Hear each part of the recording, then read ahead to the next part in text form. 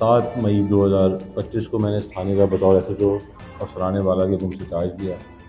charge لینے کے بعد ہمارے DIG عرفان بلوچ صاحب اور SSP طارق لائی مستوی صاحب نے اسپیشل انسٹرکشنز دی street crimes, house robbers, narcotics peddlers اور گٹکا مافیا کے خلاف ایکشن لینے کے لیے، جس پر کام کرتے ہوئے اب تک اللہ کے حکم سے، اللہ کی مدد سے ہم تقریباً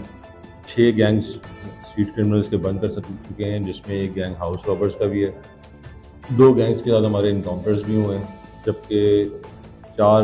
منشیات فروشوں کے گینگ بھی بچ گئے ہیں، جس میں ہم نے تقریباً